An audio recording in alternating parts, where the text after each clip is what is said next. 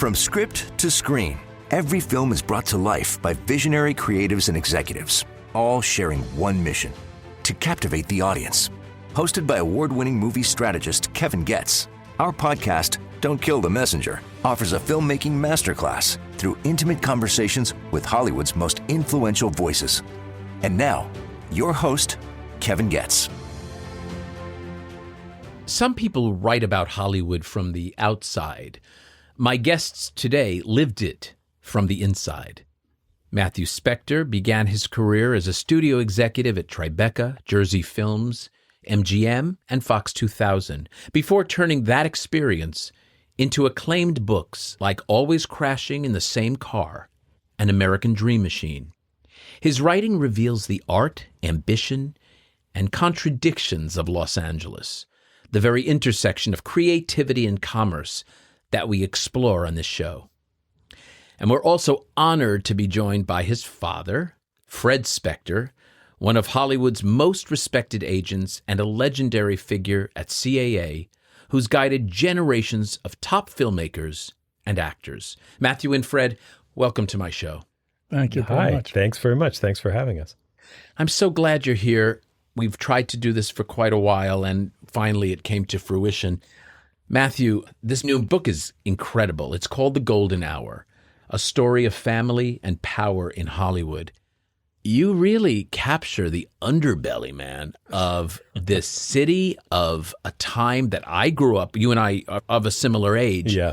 It felt so relatable and visceral. You're an incredible writer. Thank you. And visceral was sort of the key, I guess, for me, just that I wanted to sort of get the certain textures and certain kind of particulars of this complicated place and complicated industry. I was looking for that. How did you find your voice as a writer? Because you seem like you're born to write. There's such a natural flow to your writing. It's not linear. It's almost dreamlike, very haunting. That also pleases me a lot. I knew at a very young age that I wanted to be a writer. I was a reader from a very early age, and a lot of that came from my mom. She was kind of a voracious reader? She was a voracious reader, and I think she was a writer, but for a long time, a frustrated writer. What did she write? She wrote short stories. I think she really, in her heart, kind of wanted to write a novel, and then she wrote screenplays. What was her name? Her name was Catherine, and she was someone who had a kind of ambivalent relationship to the movie business that rubbed off on me a little bit, too. I didn't have a burning desire to enter the industry when I was a kid, but I knew I wanted to write. And because I was just such a voracious reader, I think like any writer, you arrive at a voice by reading a ton and then somehow, I don't know if the word would be synthesizing or distilling or discarding, crystallizing. It sort of teaches you something. And the question of how it ends up sounding the way it does, who knows? Who were early influences for you as writers? As writers, yeah. I think Scott Fitzgerald was a very early and important What is influence. this story about his apartment? When I moved back to California and my previous marriage exploded, I moved into a little apartment a few doors down from the Directors Guild on Hayworth. And the landlady, she was this very odd duck. She was like, Billy Crystal used to live here. And, wow. And Cary Grant used to live here. And, so it was this building that had this kind of old Hollywood history. And then it just happened that across the way was the apartment building where Scott Fitzgerald died. It was not, his apartment building was actually down the block, but his mistress, Sheila Graham, lived in the building that was directly opposite mine. What year-ish? 1940... God, I want to say 1940. I think he died in 1940. It might have been 44. Were you in like the same apartment? No, I was opposite. Directly across the street was the building where he died. So I could look out my window and I could see, and I knew which one it was. So it was interesting. F. Scott Fitzgerald. And who else? Yeah, he was big for me. I think another one, if I can glean from reading the book, is Joan Didion. Oh, yeah, sure. When I was in high school, Didion was sort of presented to me as the Los Angeles writer.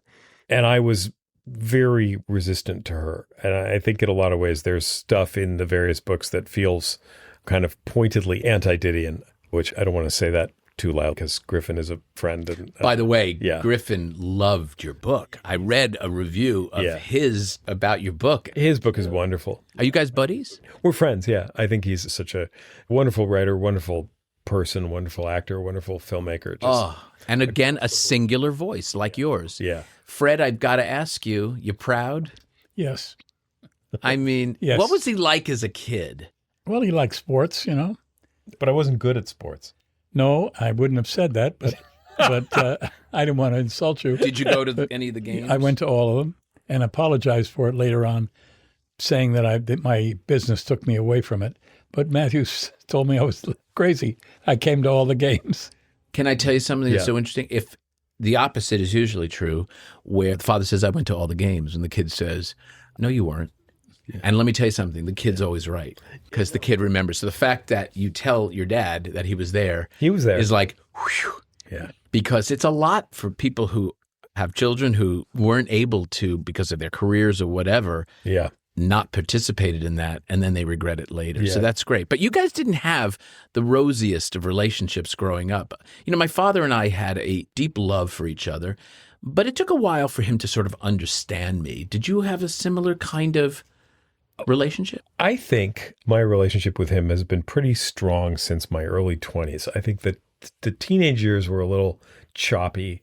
Because of the divorce? To some degree, yeah. But I also just think we weren't spending a lot of time together in those years. We spent a lot of time together when you were very, very, very present when I was a kid. And you were certainly present when I was a teenager, but I was mostly living with my mom. Was he affectionate? Yeah. I love Matthew, and I think he's a great writer. Yeah. And he's but more than that, Fred, I think why I bring it up is because when you read the writing and what's going on underneath it, you start to see he's really a deep guy. He's not just a superficial writer. He's going to darker places. Are you surprised when you read some of his stuff? And yes. Tell me what most surprises you or has surprised you in this book. Well, this book didn't surprise me because I was there, and I was there through most of it. There's a little artistic license. There's some. Well, yeah, of course. Yes, but I know the artistic license, and I know what's real. And every time I read it, and I've read a lot of it, and I've read it many times, and I could read it again tonight. When you talk about Mike Ovitz, for example, and you say, I've taken artistic license. Sure, yeah. Was that a little bone of contention because Fred and Mike were so close? I think, it's funny. There's certainly plenty of license in the book. And given that I'm a novelist and I wanted it to read like a novel.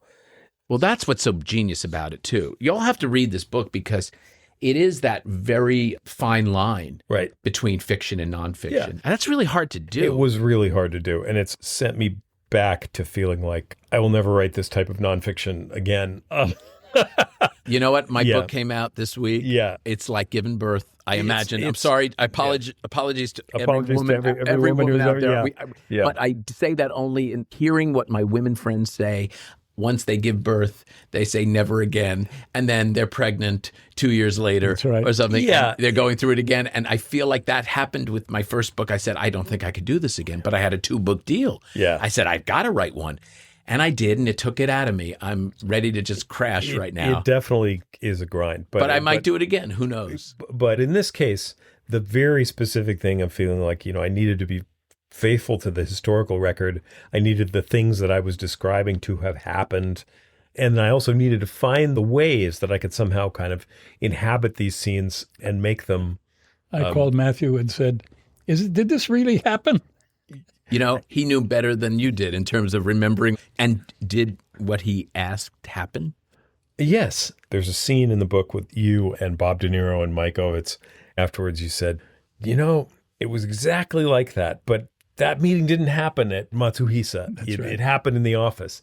And I thought, well, clear as a bell. Yeah, I thought, well, that's clear as a bell. Yeah, and I thought that's okay. But that's okay. If I change the room, and with people like Ovitz, where I was kind of allowing myself to imagine subjectivity for them, right? There are scenes with Ovitz in which I'm in Ovitz's head.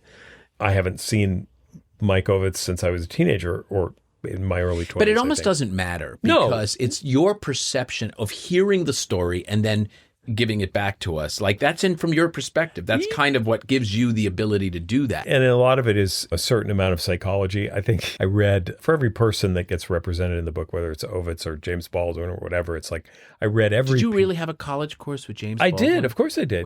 I found that super intriguing. What did he teach you? I know the answer is it has something to do with being something enough? It was What is that something? Oh, you mean what he said Yes, to me what he in the said class? to you. For it to have happened or for it to be beautiful is not enough. Beautiful is not. Yeah. It may not be Yeah, enough. it may not right? be enough. What do you mean by that? Well, it's funny because I was, in many respects, and I think this would be true of any 19-year-old, I was too young for the experience. I mean, he was teaching way over our heads.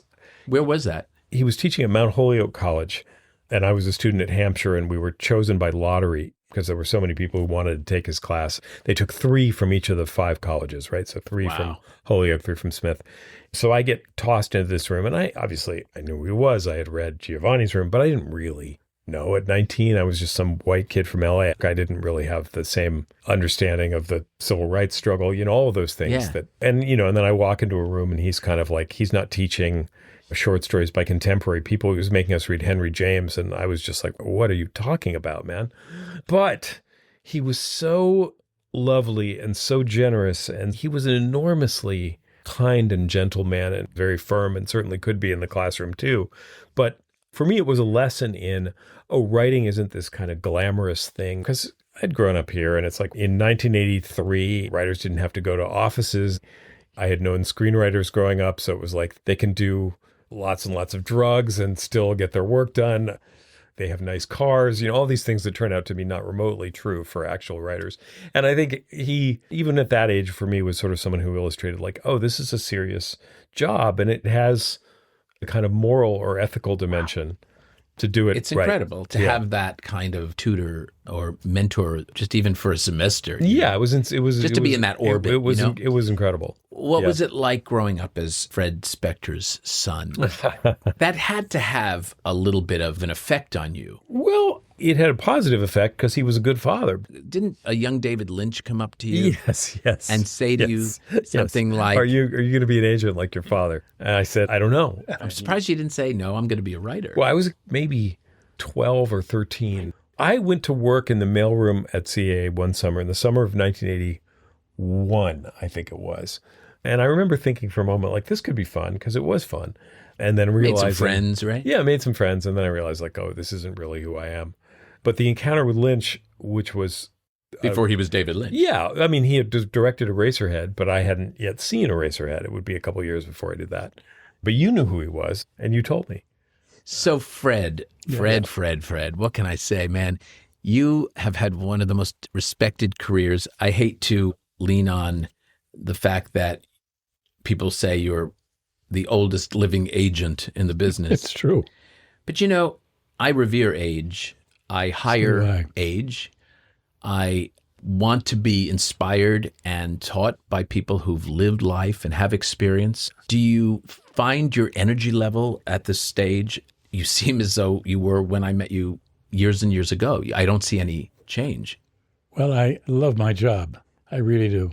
I love my clients more than I should, but I love them. They're loyal, they're good, and when they come with me, I know everything about them. You were always stern and very decisive in your ask, but very kind and fair. I always found you on the other side of the table because we had a very good friend in common, the late, great Dan Petrie Sr., Correct. who became like a grandpa, really, to me. Yes. And I'm very close. In fact, Donald just had dinner at my home with Peggy. And I love that family tremendously. What was it like working with Dan? I'd love to, just as a little homage here. Well, he was really easy. Canadian. And he was a very well-respected director in the television business, not necessarily in the movie business. And today, there's no difference between. He'd have been better off maybe today. Because the separation is so less. Yeah, there is no separation There's no today. separation. No, they do these 5 to 8 episodes. Limited series. Yeah, It's and so like an epic it's like a movie. And it's hard to find the movies today.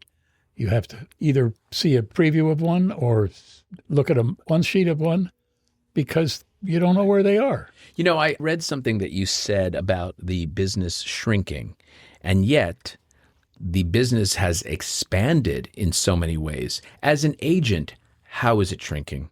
Well, look at how many studios there were and how many studios there are.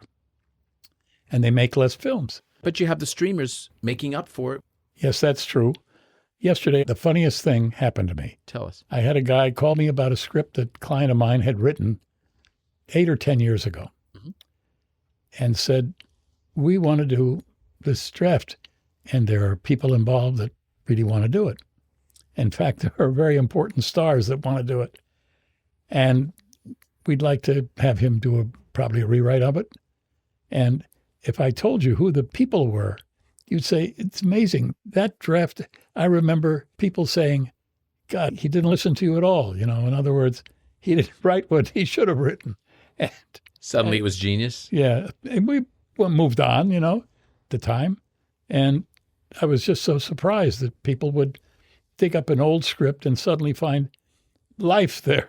Well, it happens where it just was ahead of its time. Or, look, I always say that it just takes one person to say yes to anything. I got rejections from so many publishers before I finally got Simon & Schuster to say yes. Right. And now it just seems like, oh, that was easy. Of course, it was not easy at all. Well, many pictures get taken a long time to get made, sometimes 7 or 8 years or more. And I saw a movie the other night, which I was very impressed with, Nuremberg. And if you haven't seen it, I urge you to see it. It's a terrific performance by Russell Crowe. Oh, no question about it. He'll be nominated easily because it shows some footage that I saw when I was in the Army. And they said, nobody's seen this footage because the U.S. Army didn't release it. And I was a teacher there, and I happened to ask whether, can I see this footage? And it's horrendous. It's horrendous. We've seen those images. They show them in this movie in order to show the gravitas of what happened. It's a very meaningful movie and brilliantly acted and brilliantly shot. And Russell makes you almost like a Nazi. Well, that's his whole trick. I don't mean his trick, Goering's trick. Absolutely. And absolutely. The charm of that man and to seduce, right? Hey, Fred, where did you grow up? Where did it start? I grew up in Beverly Hills. No shit. Beverly Hills. And did you go to Beverly Hills High? Uh-huh.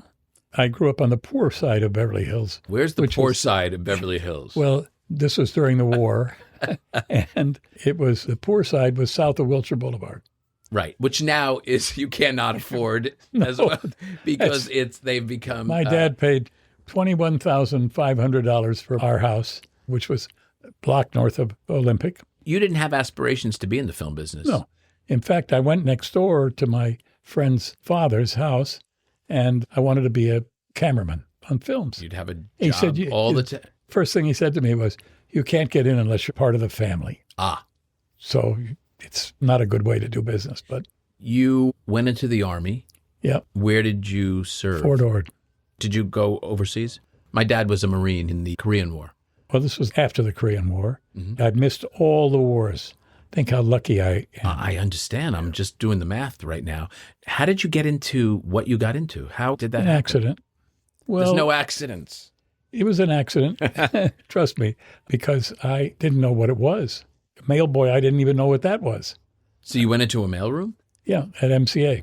And whose desk did you first work on? Well, I didn't work on a desk, but I was Lew Wasserman's assistant.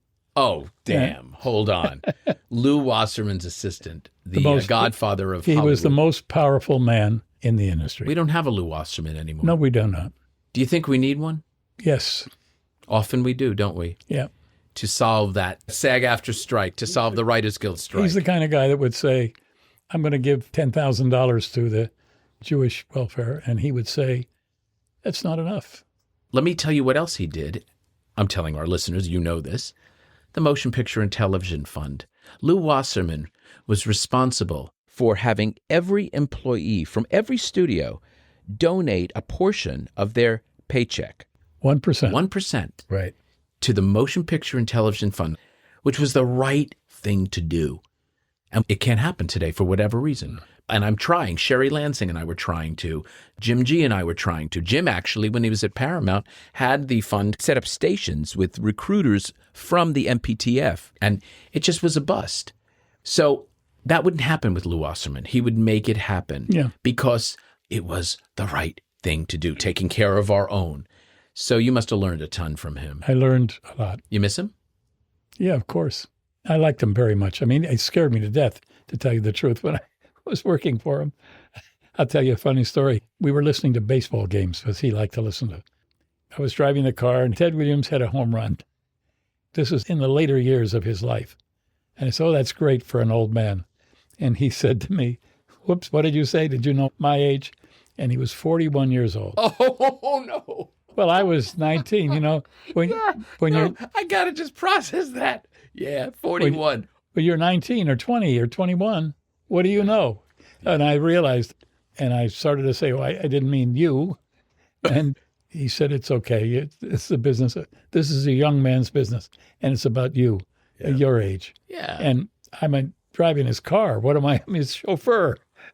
And he was less than half the age that you are now. Yeah, that's correct. I was just going to say, when we come back, we are going to talk to both Matthew and Fred about the book, The Golden Hour, and more inside Hollywood stories. We'll be back in a moment.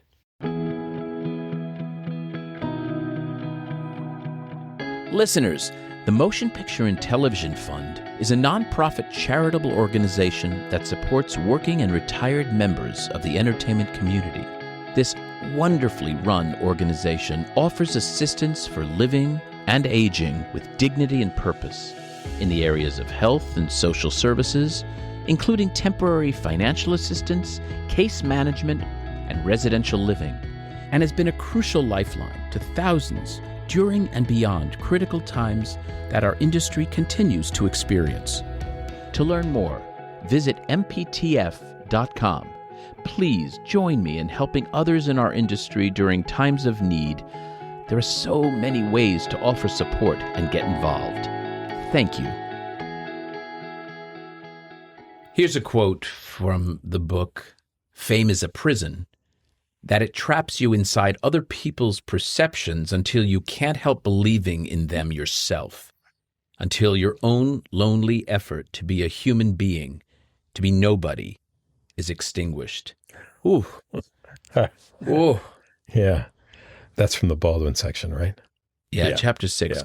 That's a really deep statement and really devastating. Yeah. It's funny. Sometimes I do remember writing that, and I think it's funny because it's like I'm not a famous person and never have been. I think at this point, famous writer is kind of an oxymoron.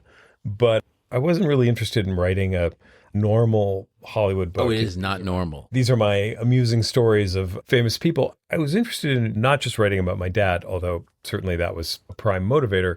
Or at least what motivated you as a result of your relationship with your pop. Well, yes, it was something, the essence of it for me was just realizing that you, Dad, and I both, and my family kind of lived through the entire modern motion picture industry, one way or another. We were all kind of embedded in it from all these different angles, that you had been a young agent and working for Lew Wasserman, who I think invented the modern motion picture business. I say modern, and I mean basically like post. After Jaws and Star Wars. In my world, that's when things really changed, because that was the beginning of the wide release. It was the beginning of huge money poured into marketing campaigns that didn't exist prior to 1977-ish. That's true. But I would even say before that, the business transformed from being owned by the studio moguls, right? To become corporate, to become behemoths. Something more, right. But for 50 years, it kept changing.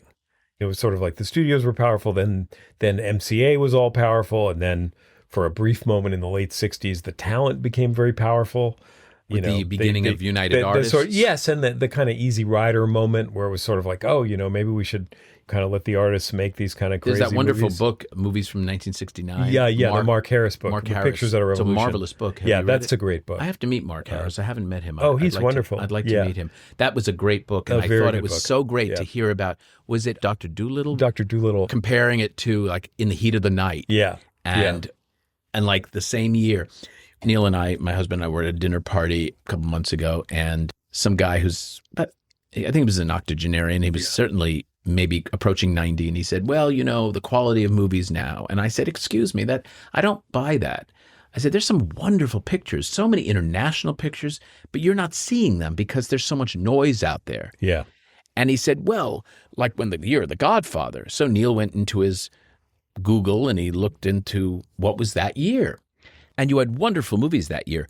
The Godfather, Cabaret, Last Tango in Paris, but you also had movies like The Poseidon Adventure, Conquest of the Planet of the Apes, even Beware the Blob. So there's always been this balance of kind of more fluff and popcorn along with important movies. For sure. And I've tested consumer sentiment around that for years. Right. And every year it's the same. 67-ish% of the audience says quality stays the same. The other third is divided in halves. One is the quality's gone up, one's the quality's gone down every year. So I think basically that tells me that people and the quality of movies really haven't gone down, which is encouraging. Not by that much. I think what's changed mostly is context. You betcha. And format, platform. Yes. And as I like to say, Matthew, consumer behavior. But because consumers in the driver's seat. Right. When you came up, man, it was the studios told you, here are the 3 movies opening this week. Take it or leave it. Here are the videos that are hitting street dates. Take it or leave it. And 3 networks and then a 4th. Here's what you have to watch. You'd go around a table at a dinner party and you say, what was your favorite show? You won't even get consensus on one show. And if you do, you're lucky. There's that much good content. Yeah, but content. And content is not film. Well, I'm going to challenge that also because here's my thought of that. Yeah. The younger generations view content as the same ecosystem. They don't view it as a film, as a TV show, meaning Gen Zs and half of millennials. Yeah. Boomers and Gen Xers do see the separation. And I think that is a difference. So when I say content, it's not meant as a pejorative. It does for people who are purists who go back and say, look, your dad and I sit on the boards of the American Cinematheque. We love the movie-going experience, right? Right. At the same time, you have to embrace the fact that there's a lot of good stuff that's out there on streamers and maybe as good, if not better quality than what's in a movie theater.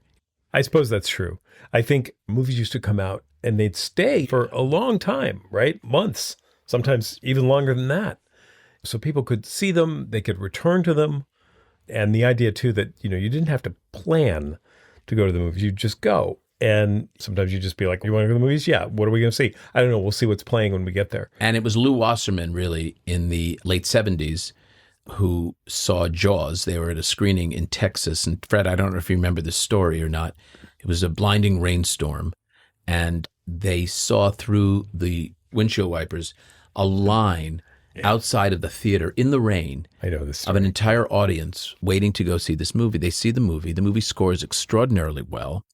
And at the end of it, Dick Zanuck told me this, they were all standing around afterwards, and Lew's head of distribution said, we're going to put this in 600 or 800 screens, which, my God, that's nothing now. That was a huge deal then, at once. And then Lew said some version of, I want it in only 400 screens. Because I don't want it in Palm Springs. I want the person in Palm Springs to drive to LA to have to see it. And I thought that was so genius. Yeah. Right? Yeah. That was Lew, but also he changed the whole trajectory of the business by doing that. Right. You understand how important that was. Suddenly, people are spending huge dollars on marketing campaigns. Right. The stakes completely changed, and our business changed forever as a result of that.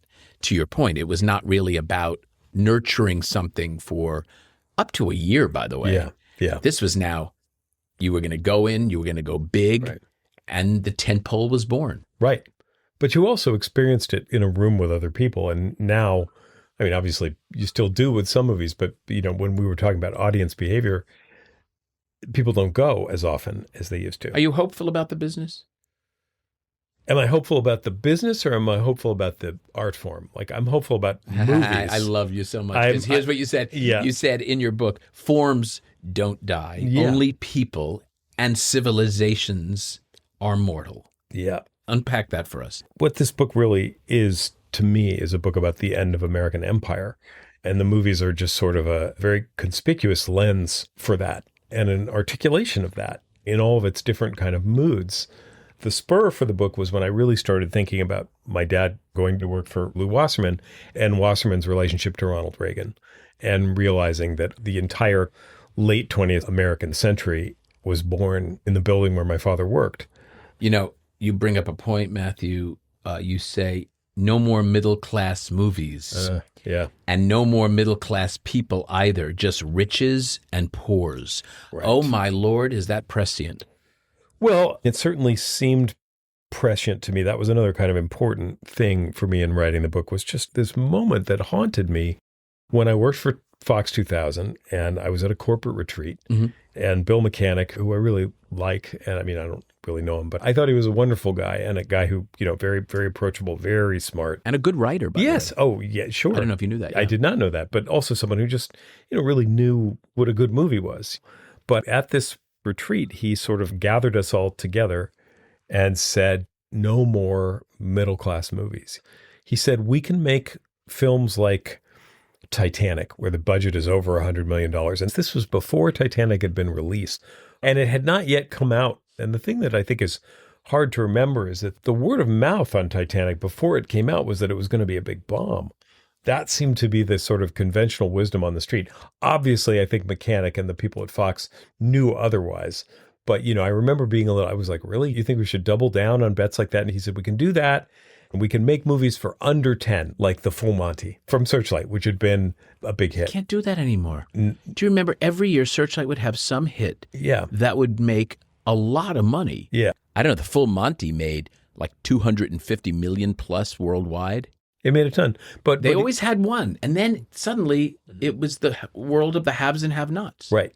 And I think that was just understanding that movies that were in the kind of like $50, $60 million range were not earning out. It was just something that the studio had observed and that he was sort of telling us, this is what we can do. We cannot make middle budget movies anymore. Interesting. And I remember at that time looking around and thinking, well, this is very bad for the movie business, or at least bad for most of the people who work in the movie business, because it's going to kind of stratify things economically for the workers as well.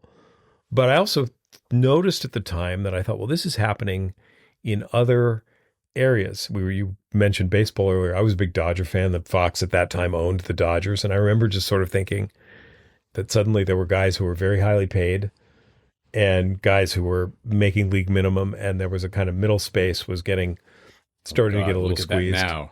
Yeah. And right. I didn't realize now that the ball clubs get dinged for spending over a certain amount. They've got to give money back they have to the league. They have to pay back into right. Yeah, I didn't know that. Luxury That was tax. kind of interesting. I just sort of learned that fact. Yeah. So watching your dad at work as a young guy in your teens, what left an impression on you? What left an impression was that there are and always have been these kind of cartoon portrayals of what a talent agent is, right? I read What Makes Sammy Run in high school or saw Broadway Danny Rose, or, there's this kind of public conception that agents are these kind of hustlers who are just, in it for the bucks.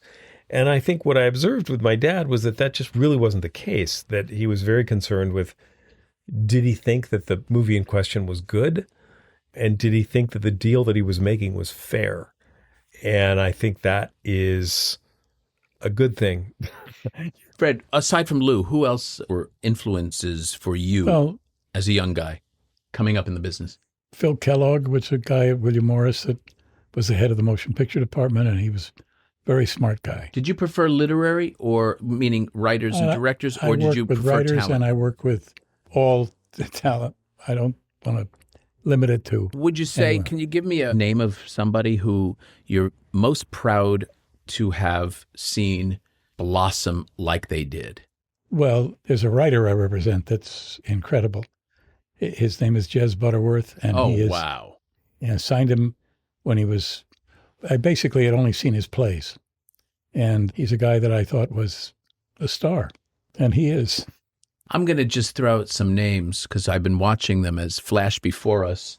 For those of you who can't see, there's a wall behind Matthew that has pictures of past clients, current clients. Just give me a top-of-mind word. I did this with Rick Nacita and Paula Wagner when they were guests, and it was rather fun. Let me see what happens here. All right. Gene Hackman. He was great. I must say, I never had one argument with him ever about whether he should or shouldn't do a movie. We disagreed sometimes, but then I was able to do something that got him the job. For instance, and he won the Academy Award for this, when Clint Eastwood called me about Gene made an offer to Gene. I took the offer and gave it to Gene, and Gene passed. But I didn't tell Clint right away. And then a week went by, and I know Clint's a guy who likes answers right away. And I said, I better respond to him, but he doesn't want to do it. But I knew there was something about the script that was right. He had a great cast. I said, here's his phone number. You didn't get it from me. And Clint called him? He called him. And 10 minutes later, I got a phone call. It was Gene. I have to do this movie because it's not about violence. This is Unforgiven, of course. What? Gene was afraid that it was too violent, right? That's it, because kids would criticize him. Look at the mastery, of your dad. No, I'm looking, going, he just allowed it to unfold in the right way. And he just let it like a good maestro. Right. Right? Right. Fabulous. Right. All right, Danny DeVito. Well, funny, I saw something in an email that he sent me, which was a picture of the review of the short film that Danny was directing that I signed him from. Minestrone? Minestrone. It's a short film. He was like a ball of energy, wasn't he? Well, he was a wonderful guy, and still is. Yeah, that's true. You still represent him. Yeah. And I think he's quoted as saying, you're still out hustling for him every gosh damn day. That's right. You shared your first screen kiss, your only screen kiss with Danny DeVito. Explain. Fred, I had no idea. No, it's true. But Danny was doing a movie that Chris Pine was directing.